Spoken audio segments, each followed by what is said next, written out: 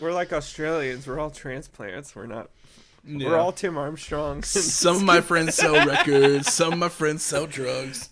Hey, news update. Skinhead Rob, he's vegan now. Congratulations, Skinhead Rob. Congratulations, everybody. Welcome to the committee. Welcome, Skinhead Rob. Just imagine Skinhead Rob. Vegan update with Tim. Just imagine Skinhead Rob taking you around LA to all the best hipster vegan spots. And this is where I used to sell crack cocaine. But now it's a vegan deli. It's not my time to eat meat. It's not my time to dine. Scream it to you. Last thing I want is for a cow to cry. I love you, cat.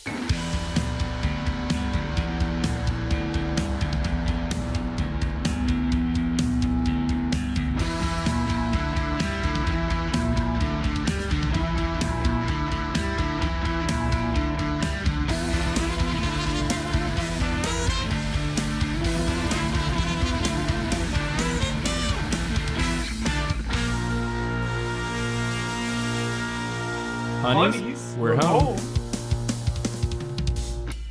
Hello, and welcome to Sinclairity A Dinosaurs Tale.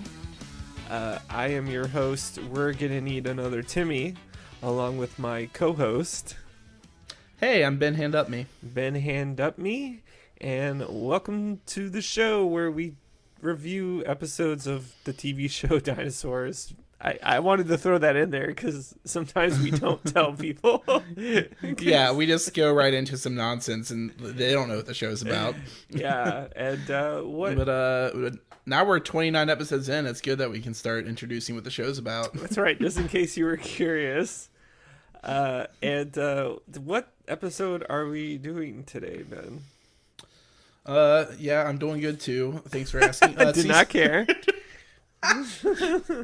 Today we're doing season 2, episode 19, according to the DVD run. I did not check the Disney Plus run. I'm tired of it. But we're doing the episode Nuts to War, part 1. This is our first two-parter. It's an epic. It's an epic. Yeah, it's an epic. It's an epic two-parter. It's a cinema classic. Yeah, it's I don't know if we'll get into it, but it's a very, like, it's obvious.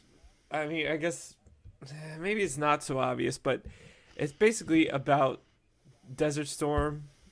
At least that's what Tim Doyle, in our interview with Tim Doyle, kind of insinuated. But also, it reminds me of those like made for TV movies, like the Civil War one with like, if you know what the one I'm talking about. I forget what it's called. Yeah. But yeah. Yeah, it's called the Civil War one. The Civil one. But yeah, this episode was released February 19th, 1992, and it was written by Steve Peepoon, and I'm trying to say that name without laughing. Weird. He was named by that one dog, the insult comic dog. Yeah. This is a Steve for me to poop on. Triumph. Yeah. Eminem. No. But Steve Papoon. Pardon me, do you happen to have any Steve Papoon?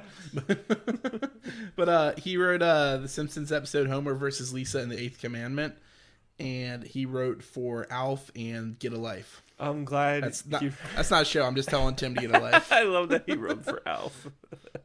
Yeah, for sure. Because Alf loves poo. Poon doesn't mean cats, just pussy. But yeah, I was thinking in my head too, so I can't say shit. Oh, and he also co-created the Wild Thornberries. Yeah, it was just a show I enjoyed a lot as a kid. That show is why Tim is vegan. No, it's not. That show is why Tim was almost not. That's why I hate the Red Hot Chili Peppers. And it was directed by Rachel Bilson's grandpa, Bruce. A wonderful fact brought to us by the fabulous people at Marty and Sarah Love Wrestling. Yeah.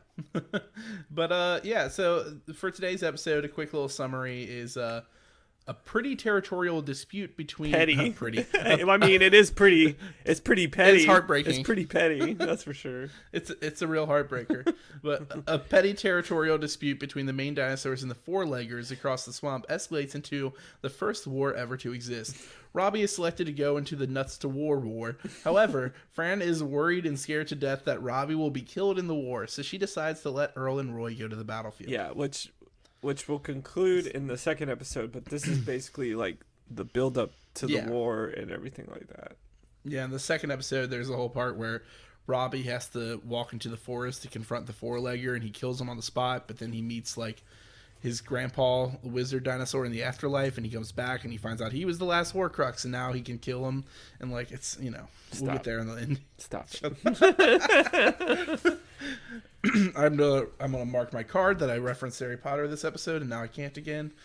But yeah, a little bit of trivia. The title for this episode, Nuts to War, is based upon the reply by General Anthony Clement McAuliffe. Fuck that McAuliffe. name. To the German army's request for the surrender of the American troops trapped in Bastagna during the Battle of the Bulge. We all know about the Battle of the Bulge.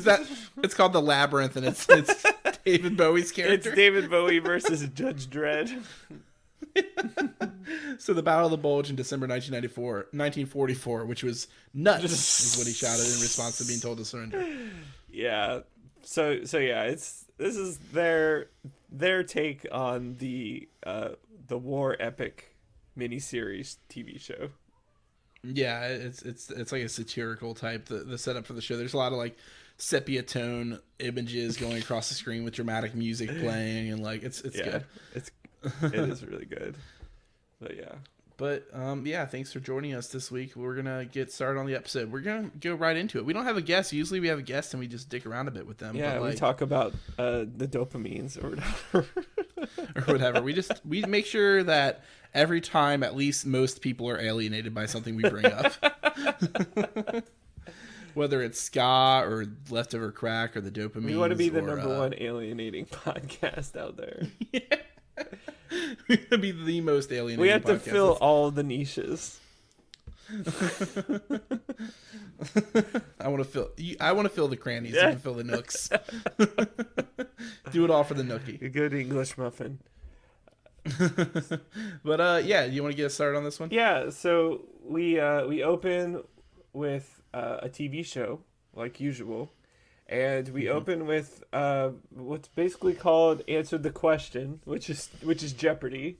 And the Jerry picks the universe for 10, and the host, Art, his name is Art, I didn't realize. He reads the question, he's like, how many planets revolve around the Earth? And Earl guesses 1, but then Jerry says none, the Earth and the planets all around the sun. What an asshole. What an idiot. Yeah.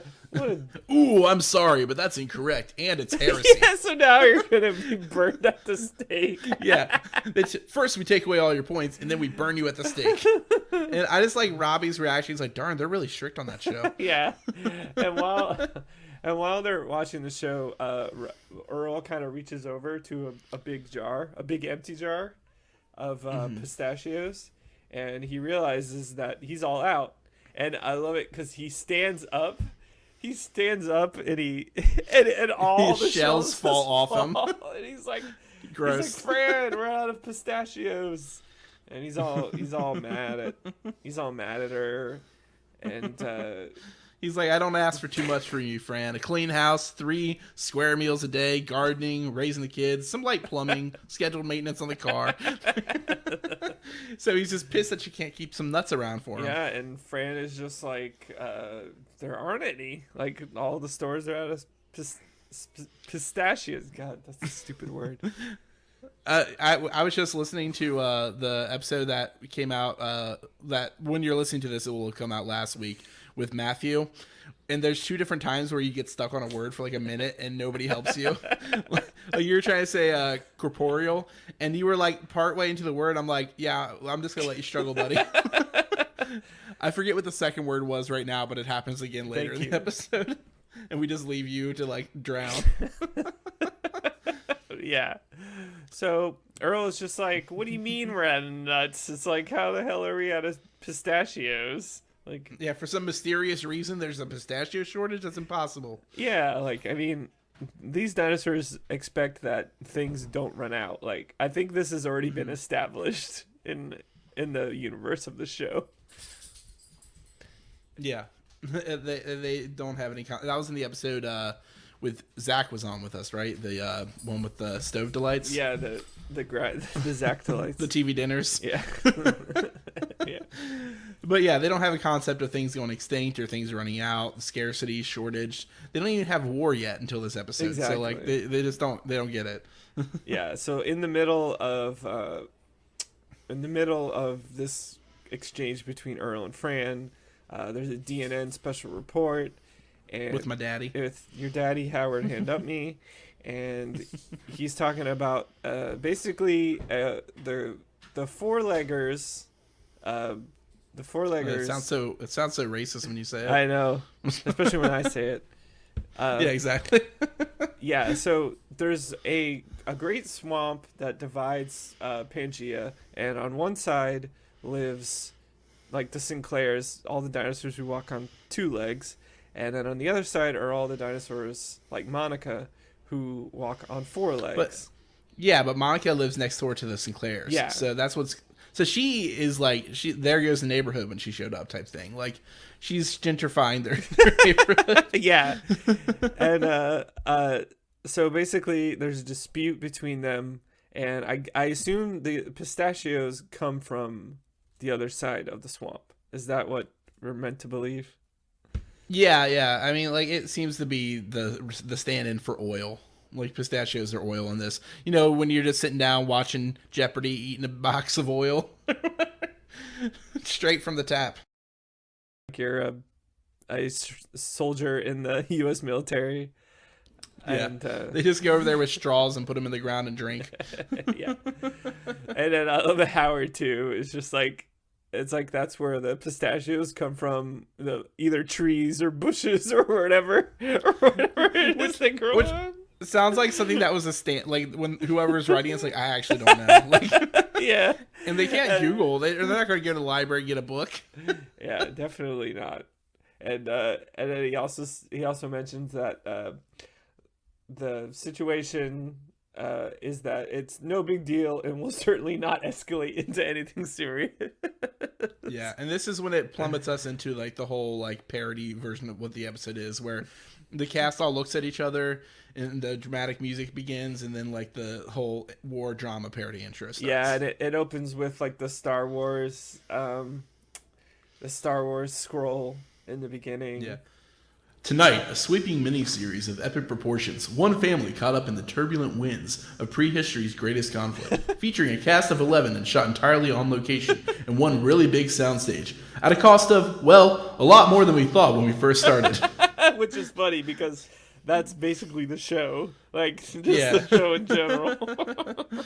So he says it's for the first time in network television, we have Nuts to War, a sweeping miniseries, and it goes through like this, old-timey music, sepia tone images of the cast, and like Earl with like, didn't he have like a scarf on or some shit? Like I feel like the captain's hat, a scarf, and a cigar, and his name is Earl Pug Sinclair. Yeah, and you get Robbie the Rebel Sinclair, and a special appearance by Baby $29.95. I like that one. That was a good gag. Yeah. Charlene Gimme Sinclair, and then Fran Sinclair as the mama. That was a real cop-out. They could have given her a better one. Yeah, and then it also has the supporting cast. Like Ethel Phillips, Richfield. None of them get a nickname. Richfield, Monica the Vertebrae, except for Roy Hess as Earl's pal. Earl's pal, Roy. But speaking of starting the episode with a Jeopardy parody, now it goes into part 1, Nuts in Jeopardy. Yeah, I love how each part is like has a title, like a subtitle. Yeah. So it cuts back to the same conversation that they were having, and Fran's like, "Well, what about pecans?" And Earl's like, why don't you pee in a can? Yeah, no way. And no cashews. Definitely none of that. Cashew outside.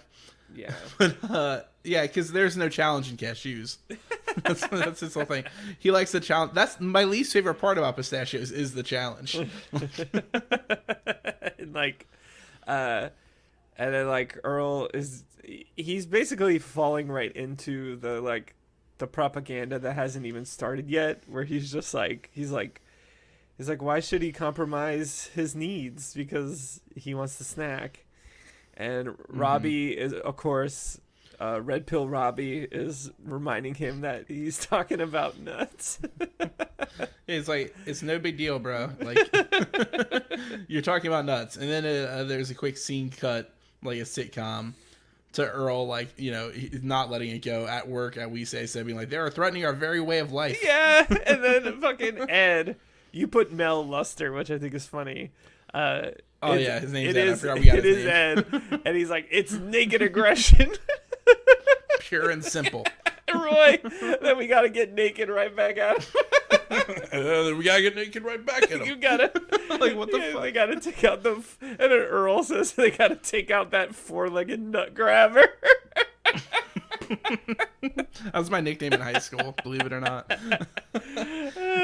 and Earl uses this rage to knock down some trees, and Turtle Puss is like, I've never seen you so worked up, Earl. Yeah. And Earl's like, nobody's ever cut off my pistachio supply before. And he's like, yeah, and this is the part where it gets very it's not okay, so there are racial overtones. I mean, it's my favorite ska band. Oh wait, I'm thinking of the Supertones. The racial Supertones.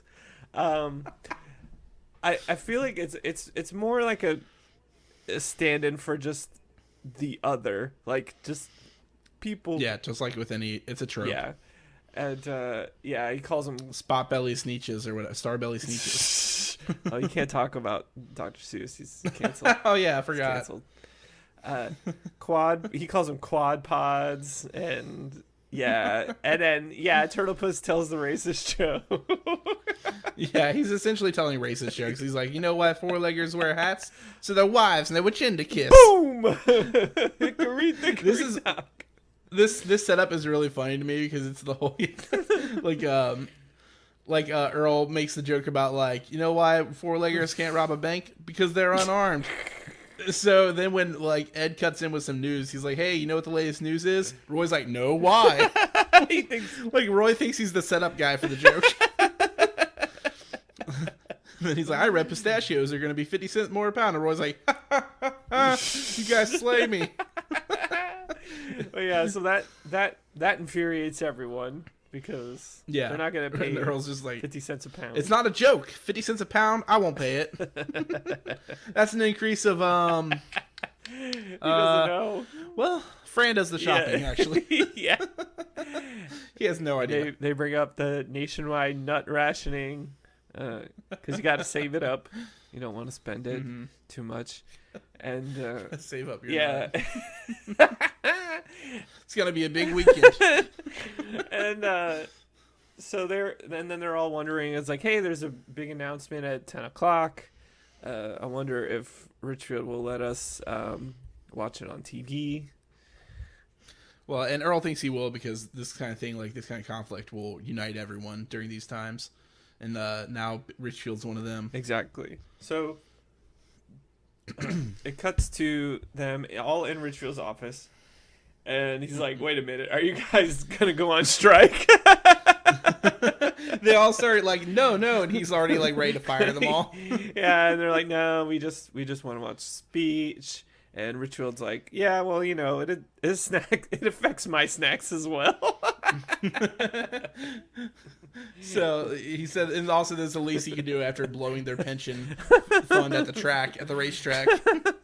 I missed that part. What a boss. Yep.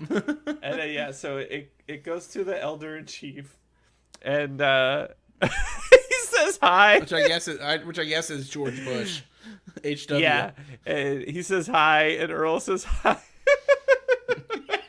Earl says hi back to the TV as if he. As you know, the dinosaurs who walk on all fours have invaded our swamp and seized our pistachios and took all of our women. No, it doesn't. Now I know a lot of you are upset about our nuts. Right? But this is not about nuts. This This is bigger than nuts. Bigger than all snack foods. But it's about principle. It's about justice. It's about truth. And it's a complex issue, but luckily it can boil down to one simple slogan. We are. Which is, we are right. We are so this is the concept. Yeah, we are the union. Alienating. Anyway. So this is like the invention of war, essentially, is what's happening in this episode. Definitely, like we already were onto it, but Tim Doyle reinforced the concept that a lot of the plots were written around like the first time this happens, because they're the first like generation of civilized dinosaurs. Yeah, like the first divorce. And so war, or as it's called later in the episode, war. Which is just what awful racket. There's no God at the beginning. War. God, what awful racket. But the labor friends agree that it's a catchy and easy to pronounce slogan, though. We are right. Labor friends. I stole that from like a review from like the first episode. Happy tree labor friends. Earl gets no help from his labor friends. Yeah, labor friend is a midwife. And then he's basically they're gonna launch Operation We Are Right, and he's like, tomorrow they'll select the big strong guys to go down to the swamp and hiss and spit until they go away. And it's basically just like a call to action, and it's a call to arms. Yeah. And all the literally a call to arms, because no four-leggers can have arms. So they can't get loans either, just like snakes. Boom.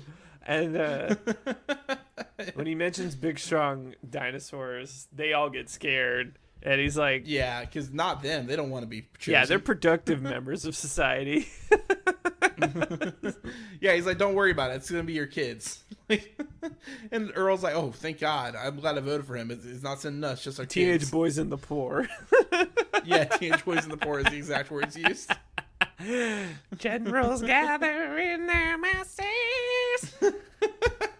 It's funny that's where you went, because in my head I was hearing when I was a young boy. No, father. That's not what that song's about. The Black Parade is not the war? No. Okay. No. It's about death. Because it's by My Chemical Romance. Every song is about death. So they're like, and then he ends it with just like, our cause is just, our duty is clear, and our mouths overflow with the spittle of righteousness. That beautiful writing rears its head. Yeah. There has to be one person on staff who does that. It has to be the same person who added all the little quotes in that like clip show episode. Like, just the goofy shit they say. And then he pleads them all to join him in a prayer, which is great. Yeah. What a leader, they shout, and he's no wimp. Yeah. And Roy adds, what a great distraction from complicated domestic issues. And Richfield declares it's a celebration day, so he's gonna tie one on. He pulls out a bunch of shot glasses, and then he of course does the thing where they're all for him. He tells them to get back to work. He's gonna tie one on, and he's gonna listen to some Purple Haze. If you got a dime, I got time. Yeah, and then from here we go to the like useless B plot. Fucking clearly added, like just like Tim Doyle mentioned that in every episode a couple episodes ago, how they'd get the scripts back and be like, where's the baby? Yeah, like they would write a whole B plot or a whole quick thing. So here's our baby B story. Yeah, and he basically finishes all his juice, and he wants a cookie. He wants a yummy caveman cracker, and she's like, what's the magic word? He says, gimme, and she's like, no. And then I love when I do the only part I like about where it's just like, hey, don't talk down to me. Yeah. So yeah, he gets his cracker stolen by a little cookie creature, essentially, or whatever. Yeah. And so he freaks out about it.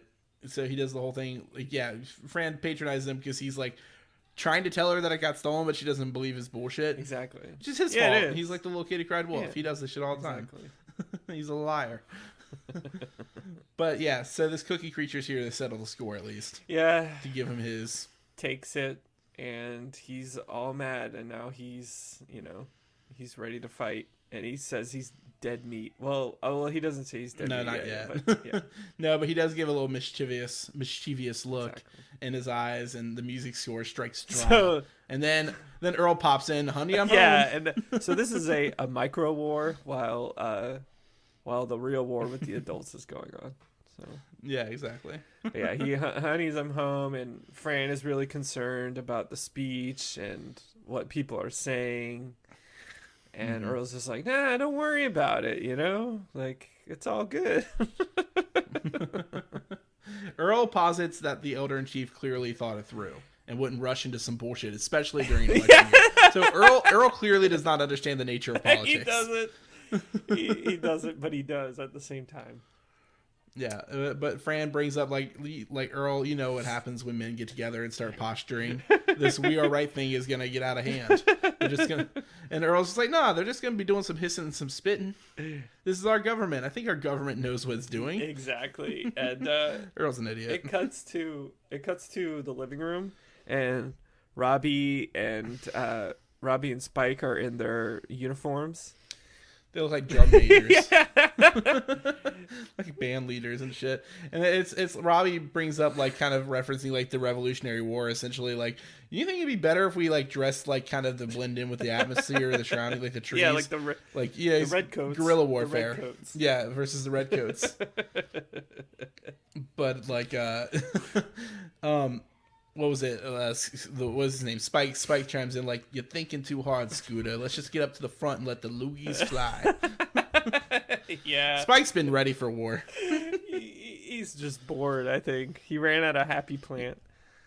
Yeah, he's just gonna put his little his tent up in the foxhole with a little picture of Earl next to his bed. Yeah, and then Earl comes in and he's so happy. He's like, "Oh my god! Like, look at the cut of your blouse."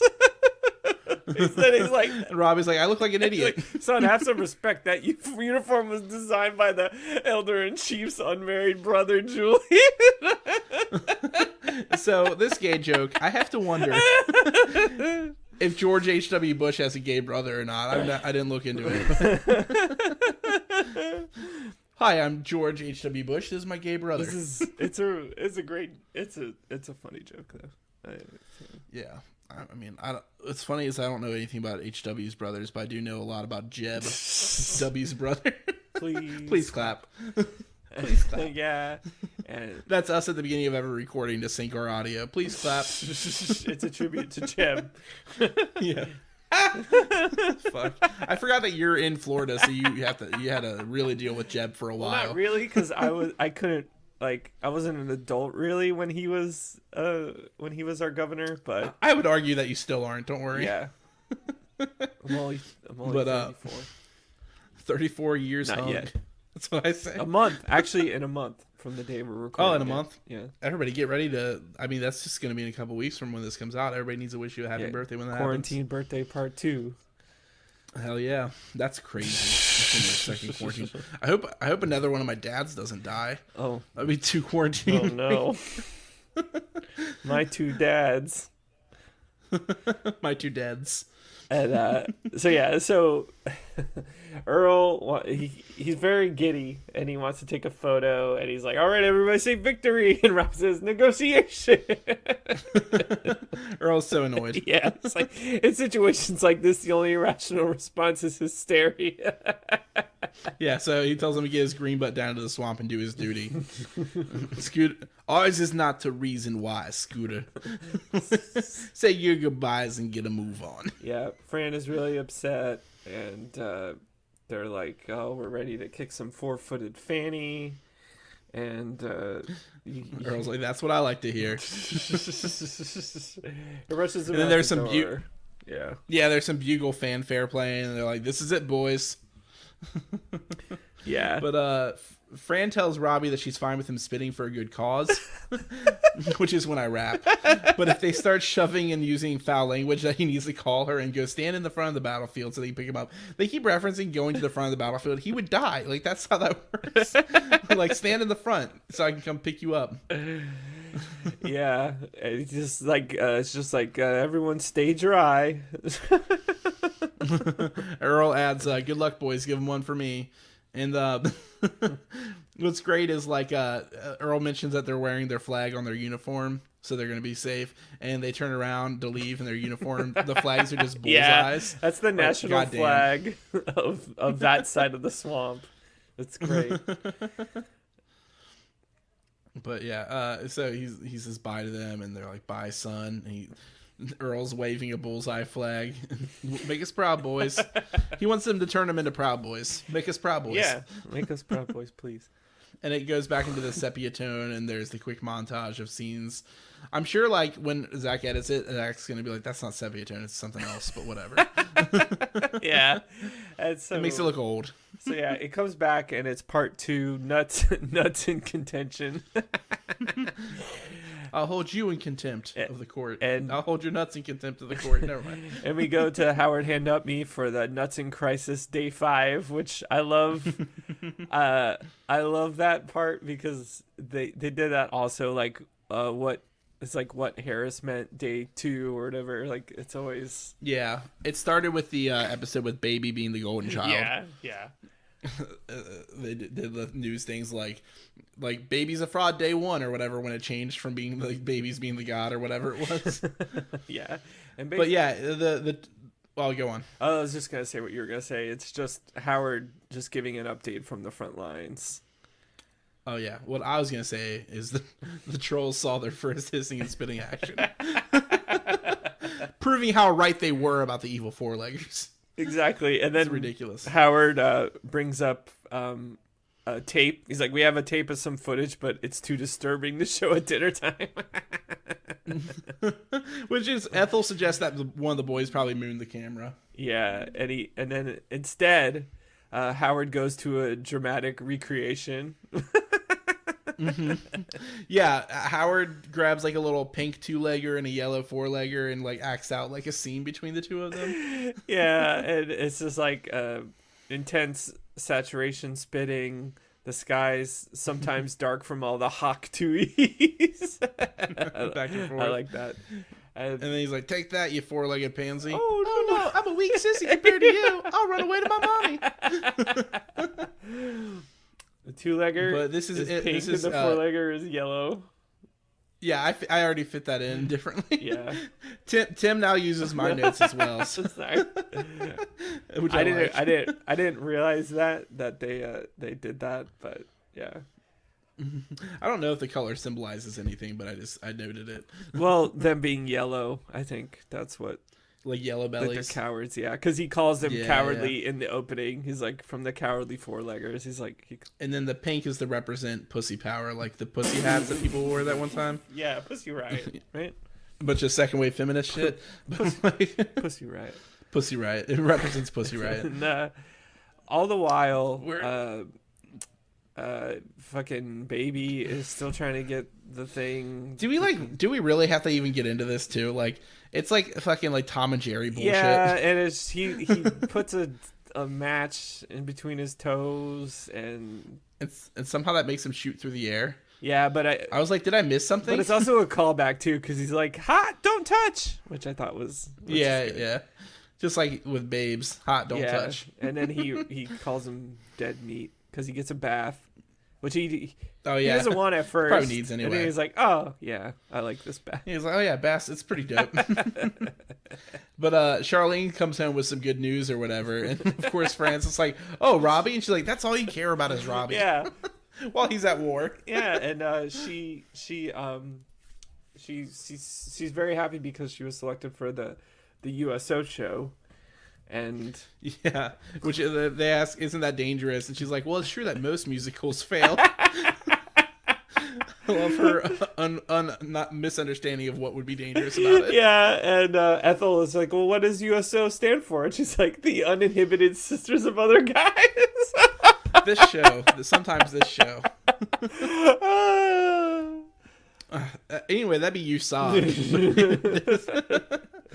But yeah, she says they're gonna bring some good old home out to the lonely kids out there, and also she gets to miss school. That's really what she's excited about. Yeah. Exactly. But yeah, they're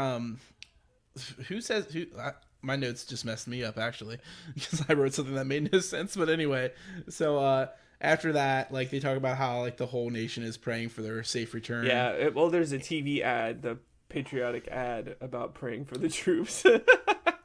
Yeah, it comes on right during this conversation. But it turns into an advertisement about Wacky Glue.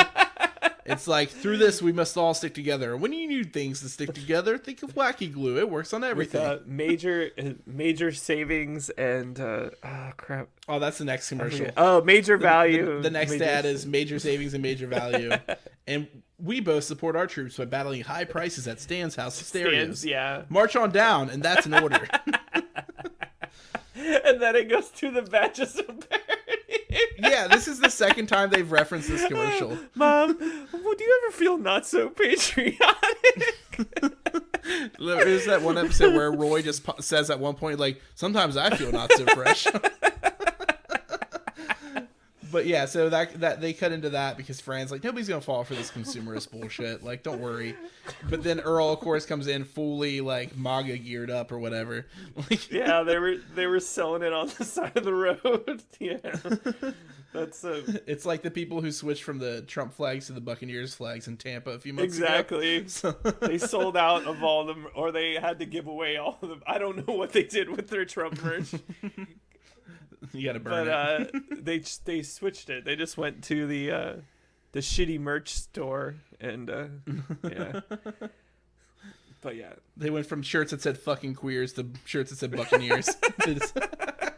That's my. Okay, I don't think they were. I don't think they were doing a lot of that, Ben. I think they secretly were. Just not literally, just like figuratively. They were like shouting those words, "fucking queers." But yeah, so Earl has the shirt that says "My son went to war," or "went to We Are Right," and all I got was this lousy shirt. This is the worst thing ever. Poor taste. Also his death certificate. But Fran comments on the poor taste, yeah, and then he points out that his like tiara thing he got lights up. It's like a visor, yeah. It says "We Are Right" and it's lit up. Yeah, and then it's also pink, so that must be their signifying color. So, and then Earl turns the TV on, and he's just like, "Oh, I hope Robbie's on TV." No, he specifically says he hopes he's up front too to be on TV, which is like he's like, I hope he's getting shot at. Essentially, like why do they keep wanting him to be in front of the action? That's who dies first. It's because they're under the assumption that they're just going to be spitting on each other.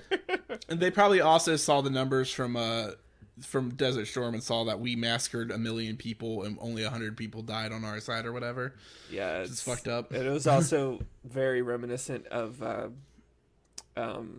that war in general, because we never considered it a war. It was a conflict. It wasn't. Mm-hmm. Yeah. It was supposed to consider me disgusted. It was supposed to be in and out, just like, and it wasn't a very, the lasting effects were seen obviously within the next 10 years, but it was very well in general, like, and if you live there, they never considered it to not be a war happening, because we continue to like have sanctions in all their countries and like bomb them at randomly, influence coups, like. Just pure American, like hot dogs, cherry pie, genocide, just American values, Yeah. Like, anyway, but Howard Hand Up Me is optimistic about the way the war is going until handed a battle update. Then he kind of freaks out. He's like, "Oh, dear God, in heaven. Dear God in heaven, say, dear Godzilla in heaven, say it isn't so." Then he's like, "Oh, it's nothing. Everything's fine." Which is just like his first report, which is the first thing we ever see in the show, with him just being like about the meteorite coming towards the planet. Exactly. And he's like, "This just in? No, it's not." Because the lame stream media is lying to you, folks. Fake news, faux news. But Fran is frantic, hence her name, and Earl is speechless. Finally, yeah. So we cut back to work. And we say so. And Roy's talking to Earl about how he can't get drafted because his arms are too short to salute. And Needlenose says he's too important since he hands out Danishes at work, essentially, because he's he's needed in the civilian sector. Yeah. Danish, anybody? Yeah. And someone brings up the rumor that they might start throwing sticks, and Earl is. he's worried for his son. He's the only one there who has a son, from what we understand. Yeah, and then of course the pitchforks start coming out, and they're like, "What do you mean, Earl? Like, dude, you don't sound very patriotic." This is so reflective of our society because, like, he's the one who has a son who's actually affected by it. He has something to be affected by, but the people who are not are the ones who are just, like, fully bought into the propaganda, and they, like, think they're... Like, all bigotry is based in some sense of defensiveness in a way, and it's just like, come on, like, what the fuck? Yeah, and it gets... they get all patriotic mad. Yeah, it gets very McCarthy, and it's just like... you don't by a chance walk around on all fours at home.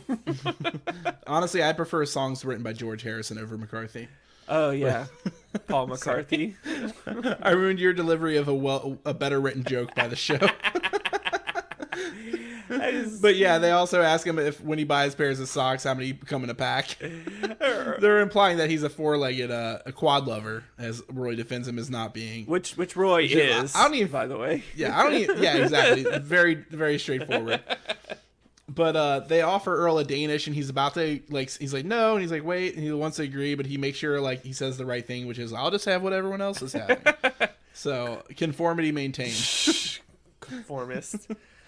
Mission accomplished. So yeah, so his coworkers were ready to sell him up the river, as a trader, and this is when we cut back to home, and finally Monica's there because I've been waiting to see how Monica played into this. Exactly, and Charlene, she's all dressed up for the USO, and Earl walks in, and of course, like, he doesn't like Monica to begin with, so he just needs another reason.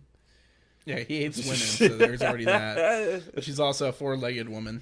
Yeah, and she's like, I just stopped for a cup of coffee. And he's like, a cup of military secrets. He tells Roy to check her necklaces and stuff for a wire, like to see if she's, like, spying on them. Yeah, and you can't get Roy too close to her neck. Yeah, no, he's a neck guy through and through. He's into some necking. And he says that she may be an enemy of the state, but he has a crush on her. Yeah, he's like, I got a crush on her big time, so I don't think I can do that.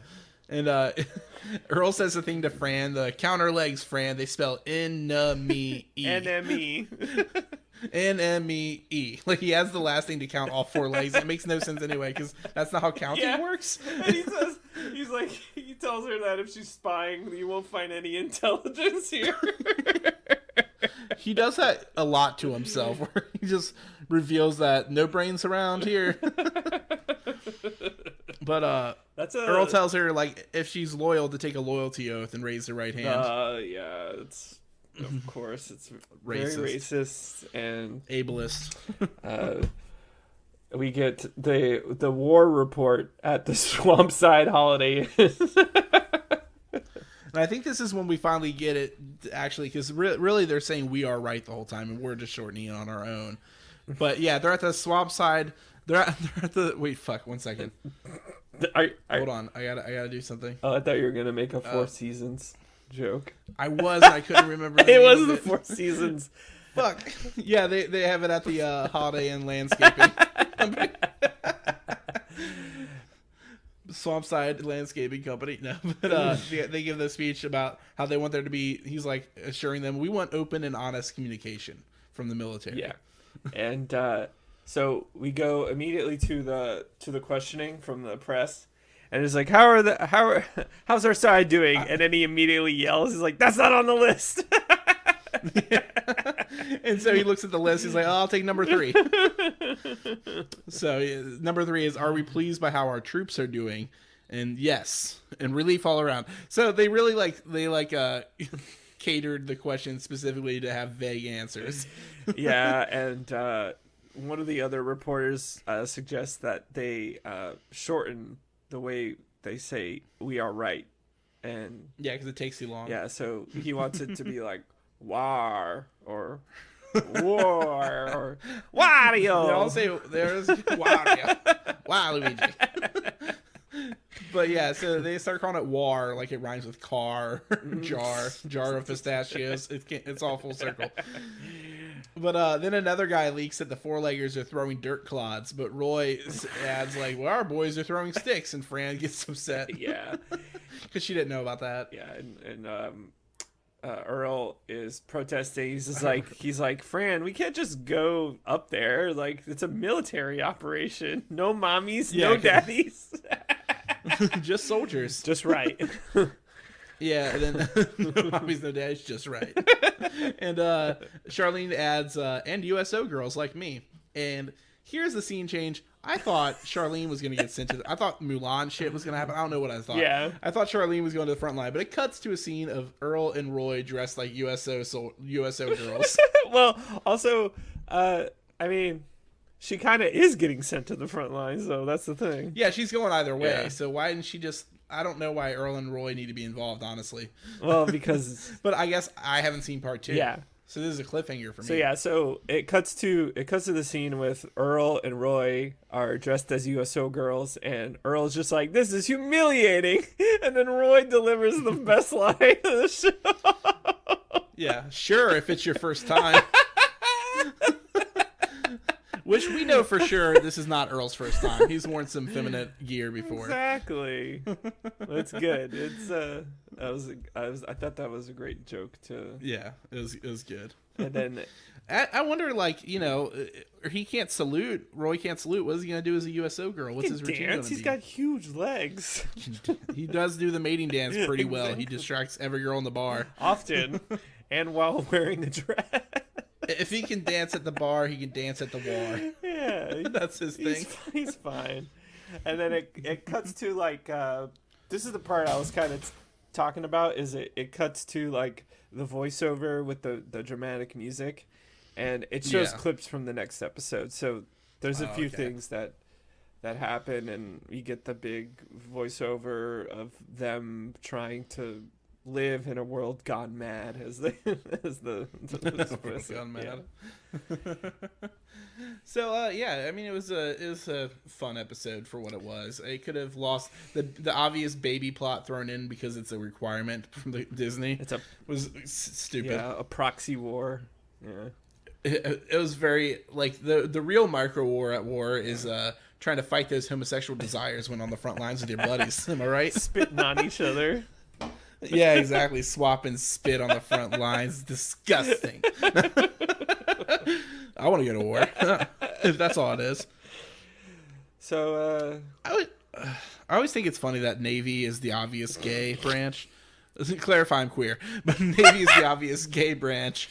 And but really, they're all pretty gay. Like, if we're being honest, most of every armed force branch is pretty gay. I mean, the one house down my street who had a bunch of anti-Trump flags outside of their house, now they have an American flag, a Navy flag, and a rainbow flag outside of their house. I'm confused about what happened. It was in the Navy, that's all. Their son joined the Navy, and now he's gay, so they gotta get rid of their Trump flag. Well, no, they didn't have. It was an anti-Trump flag. Sorry. Oh, I thought you said a Trump flag, so I got really confused about this sequence. No, they didn't have it. They had... I was like, the prodigal son has returned to our side. No.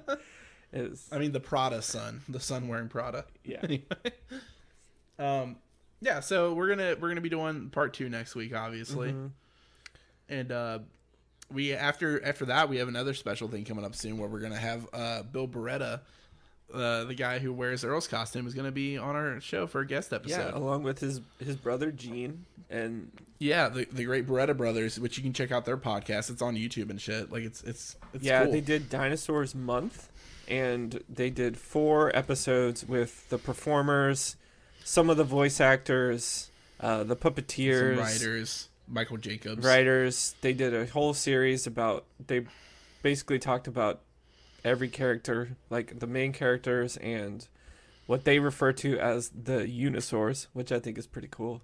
I think it's cheating because they know all the right people. Like, we have to do our podcast. This is grassroots. Yeah, over here. mean the Henson crew is like just a giant family, So yeah, because like Bill Beretta, who's the guy inside Earl. He's like the executive producer of like the 2015 NBC Muppets show, Muppets Tonight. Like, I think he's like the big guy at Muppets now. Him and Brian. Yeah, and I forgot to mention too that in the first episode of the podcast, Brian Henson is on it. Like for cool. I'm gonna check out their first episode. Yeah. So check out Beretta Brothers, and we'll have Bill here soon, and then we'll also have the conclusion of Nuts to War. Yeah. And also, you gotta remember Tim Doyle, as he referred to Bill Beretta as the fucking hero because of his work in the Earl costume. Because they had to wear like 40-pound computers on their heads. So we're excited to talk to him. But yeah, we're also excited about this cliffhanger I was left on. Tim's already seen all the episodes before, but I don't know what's gonna happen. Are they all gonna die? Well, we'll never know. It's only season 2. They all die. They have to recast they didn't everyone. Get canceled yet. No canceled yet. Yeah, so that's the show. I don't really think we have too many conclusive thoughts on this one, just because we already really laid it out throughout the episode. Yeah. Like, we already knew, of course, ahead of time. Tim Doyle already told us that they were all like steamed up about Desert Storm and shit when they wrote this, so we kind of had that insight to begin with. But like, beyond that, it's obvious, like the pistachio oil parallel. It also could be a parallel to anything that is affected by embargoes and shit like that, like things that we don't get during times of war. But like, yeah, it's basically every conflict or war that the United States has ever been in. Like, it's all rolled into one, pretty much from the time. Yeah, from 60 million BC at least. But yeah, thanks for joining us. And we meant to start doing this at the beginning of the episode, but we kind of forgot to. That you can find us like on Twitter at A Dinosaurs Tale, and Facebook the same thing, Instagram the same thing. We don't have like a Snapchat or anything cool yet. Maybe we'll get like a voicemail line at some point where you can call in and leave messages, because I hear podcasts do that, and that sounds kind of fun. But yeah, you can tweet at us, you can email us at sinclaritypodcast@gmail.com, and we'll talk to you. Like, we have somebody just message us on our Instagram to tell us about a cassette I didn't know existed of like fairy tales being told from Earl to the baby, and it's fully voice casted by the whole crew. Like, there's like BP Richfield's in there and shit. Like, I'm excited. We should probably do like a whole episode about that. That's pretty cool. I have the Big Songs cassette. That's it. Like, first this fan mentioned that, and I was like, I don't know anything about like the other one though. Like, it's pretty Eventually cool. We'll get to the Baby Gotta Love Me, the music video. Yeah. Finally, we'll get to that. I think we could probably get away with playing a little bit of that song on an episode without anything going off. I don't think we'll get in trouble for that. But yeah, so along that context, thanks to Jubilee Jigsaw on Instagram for letting us know about that. We'll definitely do an episode about that. And when we do that, I'll put like a little link to their page, because they're like a graphic designer, content creator. So that's awesome. That was cool. Yeah. And speaking of content creators, we'd like to give a big thank you to Jeremy Hunter from Scout2 Network, who wrote and composed and recorded our theme song for the show. Yeah, which is a sick ska punk cover of the Dinosaurs theme song from the sitcom. Yeah. And I love it. Every time we listen to our episode, that's like one of my favorite parts, is like our little cold opens and then the cut in with the fucking dope ass theme song. It's sick. Sounds a little bit like Flaming Tsunamis, a little bit like Real Big Fish. But yeah, it's good. Yeah, it's great. So check out all their stuff. Scout2 Network, Jer, We Are the Union.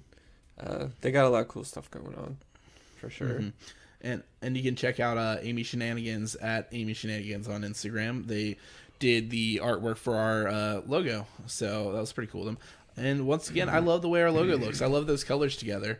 It was not the initial plan either. Like, originally, I just bought little portraits of me and Tim just for fun, because we were talking a lot, and I was like, "Those would be cute." And I bought them, and I like gave purple for my color and orange for Tim's color, and they ended up just looking really good together in the logo. Yeah, honestly. And despite what Ben mentions, the sock puppets were a great add to it. I think it's funny.